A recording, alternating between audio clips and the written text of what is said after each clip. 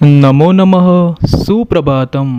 मम नाम कार्तिकः सोनी। अहं लिटिल एञ्जिलः उच्चमाध्यमिकविद्यालये संस्कृतं पाठयामि।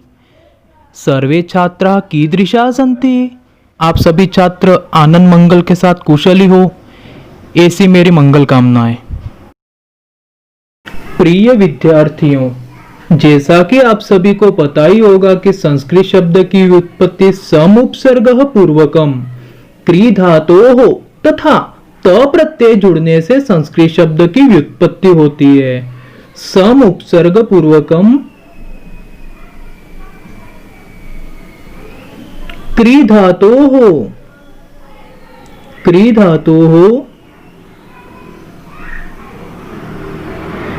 तथा त प्रत्यय त जिसको आधा क और त इस प्रकार से लिखा जाएगा। त प्रत्यय जुड़ने से संस्कृत शब्द की व्युत्पत्ति होती है। यदि हम संस्कृत भाषा की बात करते हैं तो उसमें मुख्य रूप से गद्य भाग, पद्य भाग तथा व्याकरण के भाग को समावेश किया जाता है। पहला होगा गद्य भाग, दूसरा पद्य भाग जिसमें श्लोक आदि आते हैं,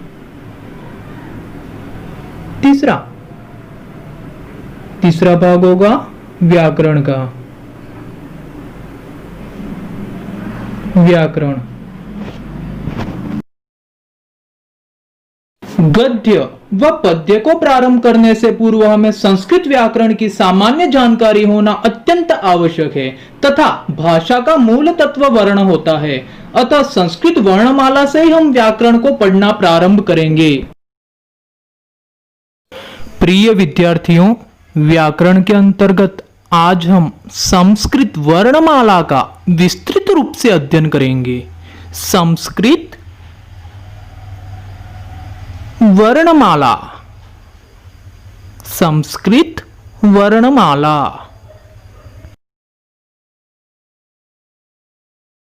भाषा संस्कृत पढ़ने जा रहे हैं हम, और संस्कृत भाषा में उच्चारण का अपने आप में विशेष महत्व होता है। इसको संस्कृत इस प्रकार से नहीं कह करके संस्कृत इस प्रकार से उच्चारण किया जाना चाहिए। संस्कृत वर्णमाला को संस्कृत भाषा में अल भी कहा जाता है। संस्कृत वर्णमालायाम अल अपि कथ्यते। संस्कृत वर्णमालायाम अल अपि कथ्यते। तो संस्कृत वर्णमाला को संस्कृत भाषा में क्या कहा जाता है? अल कहा जाता है।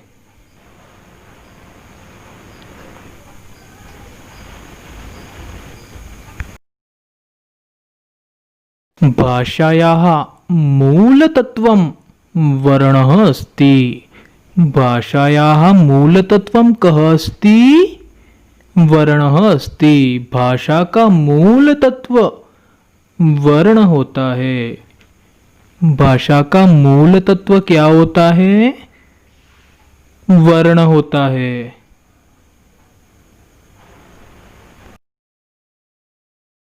संस्कृत वर्णमालां भागत्रयेण विभक्ताः सन्ति। संस्कृत वर्णमाला को 3 भागों में विभाजित किया जाता है। इसमें पहला भाग होगा स्वराः, दूसरा भाग होगा व्यंजनानि, और तीसरा और अंतिम भाग है अयोगवाह। तीसरा भाग होगा अयोगवाह।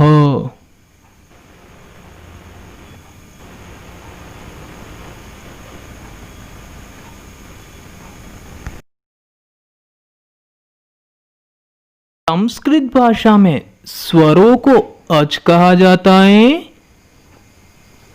और व्यंजनों को हल कहा जाता है। तीसरा और अंतिम भाग है अयोगवाह, जैसा कि नाम से ही स्पष्ट है, अयोग अर्थात जिसका योग नहीं किया जा सकता उसी को ही तो अयोगवाह कहा जा सकता है। सर्वप्रथम हम अच अर्थात स्वरों का अध्ययन करेंगे। स्वर कौन कौन से होते हैं, कितने होते हैं इत्यादि। अच अर्थात स्वरों को भी 3 भागों में विभाजित किया जाता है, जिसमें पहला भाग होगा ह्रस्व स्वर, दूसरा भाग दीर्घ स्वर और तीसरा भाग होगा प्लूत स्वर। लेकिन प्लूत स्वरों को अच में जोड़ा नहीं जाएगा, यह ध्यान रखने योग्य बात है। ह्रस्वस्वराः दीर्घस्वराः तृतीयः भागः प्लूतस्वराः। प्लूतस्वराः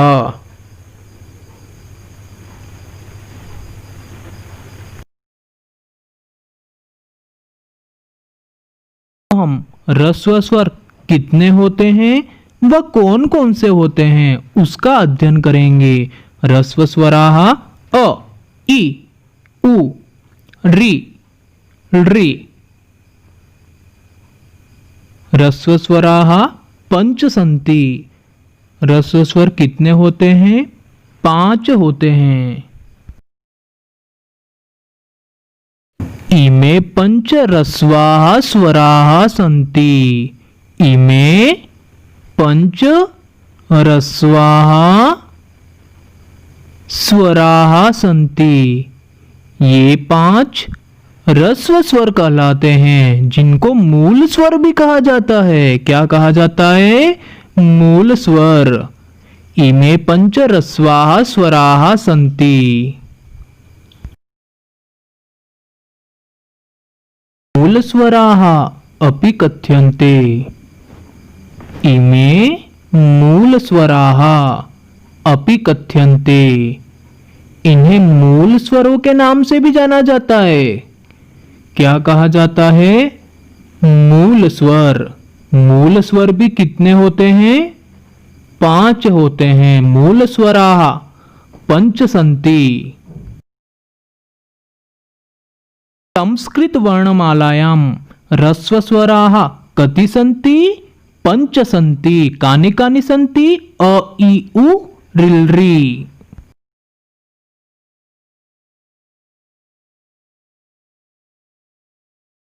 दीर्घस्वराः 8 सन्ति।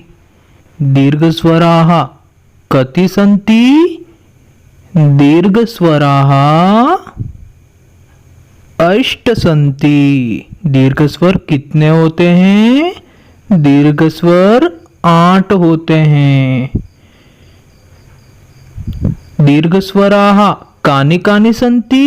दीर्घस्वर कौन कौन से होते हैं?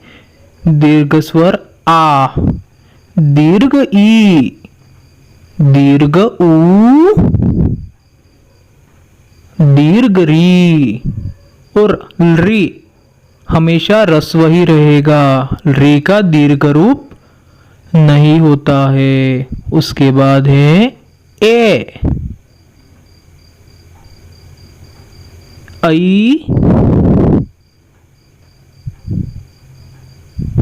ओ, अंतिम है औ। आ, ई, उ, री, ए, ऐ, ओ, औ।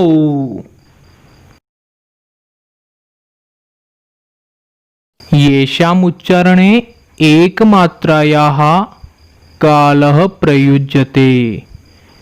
मात्रा का अर्थ होता है उच्चारण में लगने वाला समय। ह्रस्व स्वर के उच्चारण में 1 सेकंड का ही समय लगता है। येषाम् उच्चारणे एकमात्रायाः कालः प्रयुज्यते सः ह्रस्व स्वराः कथ्यन्ते। एक मात्रा अर्थात 1 सेकेंड का ही समय लगता है।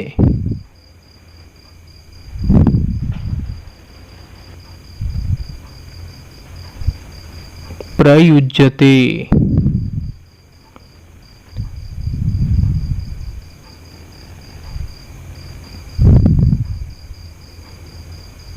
अब दीर्घ स्वरों की आगे हम बात करते हैं।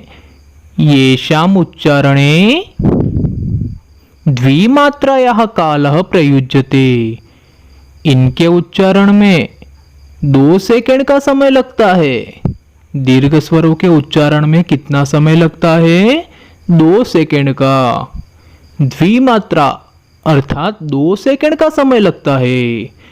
येषाम् उच्चारणे द्विमात्रायाः कालः प्रयुज्यते।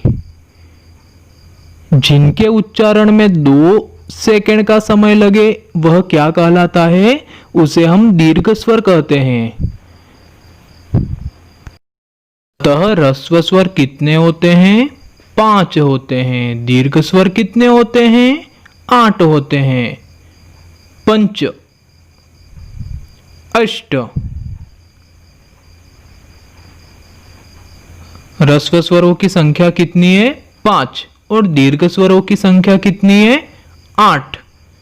जब ह्रस्व स्वर और दीर्घ स्वर इन दोनों को आपस में जोड़ा जाता है अर्थात 5, पंच, 8, अष्ट, तो कुल मिलाकर के स्वर कितने हो जाएंगे? 13। त्रयोदशः।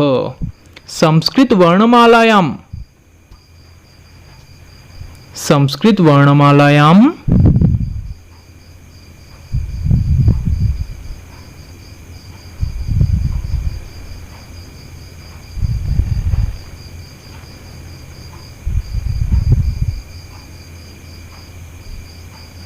अच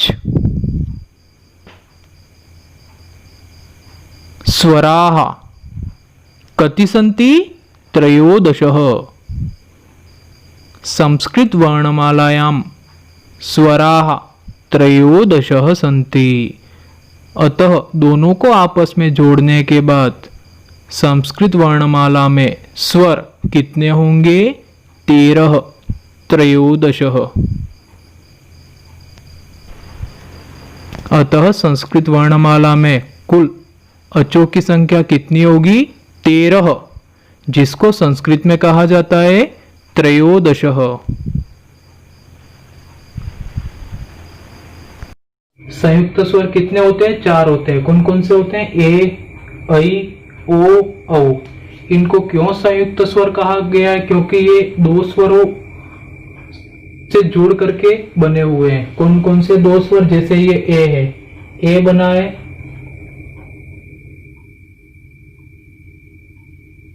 अ या आ प्लस ई या फिर दीर्घ ई से जुड़कर क्या बना है? ए। उसके बाद ऐ। उसी तरह अ या आ प्लस ए या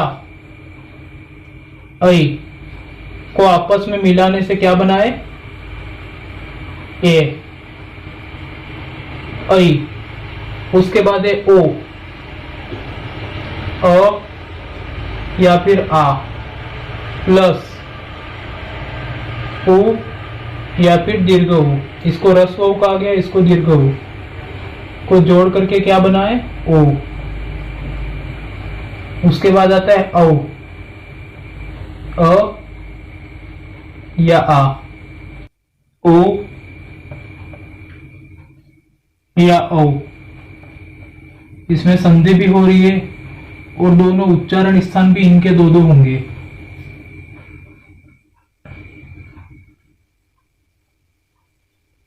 जैसे यहाँ पर ए है तो शब्द पर एक मात्रा, ए की मात्रा अर्थात गुण संधि होगी, यहाँ पर वृद्धि संधि होगी। इस प्रकार से हम आगे पढ़ते जाएंगे। इसमें भी शब्द पर एक मात्रा ओ की यदि आती है तो इसमें गुण संधि होगी, इसमें वृद्धि संधि 2 मात्रा। तीसरा भाग कौन सा है? प्लुत स्वर। तियः भागः प्लुताः स्वराः येषाम् उच्चारणे द्विमात्रायाः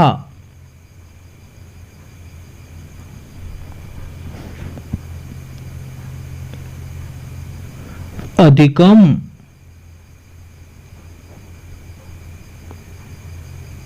कालः प्रयुज्यते। येषाम् उच्चारणे द्विमात्रायाः अधिकः कालः प्रयुज्यते, अर्थात येषाम् उच्चारणे त्रिमात्रायाः कालः प्रयुज्यते, जिनके उच्चारण में 2 सेकंड से भी अधिक समय लगता है उसे हम प्लूत स्वर कहते हैं। अर्थात 3 सेकंड का समय लगता है उसे हम कौन से स्वर कहेंगे? प्लूत स्वर।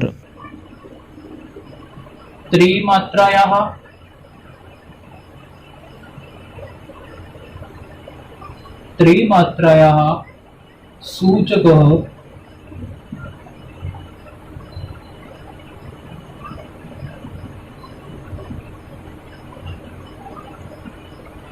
प्लुत स्वर का चिन्ह।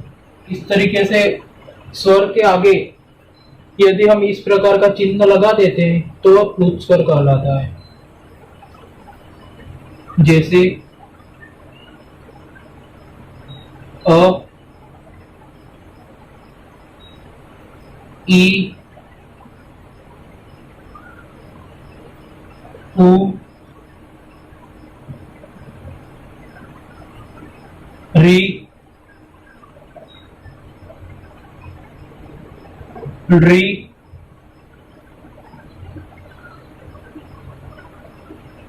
ए, ओ,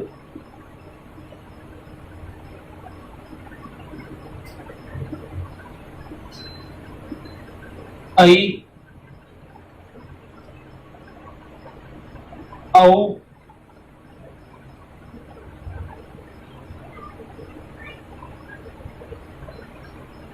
इत्यादि। संस्कृत वर्णमाला में कुल स्वरों की संख्या 13 अर्थात 13 है, जिनमें प्लूत स्वरों को तथा संयुक्त स्वरों को सम्मिलित नहीं किया जाता है। धन्यवाद।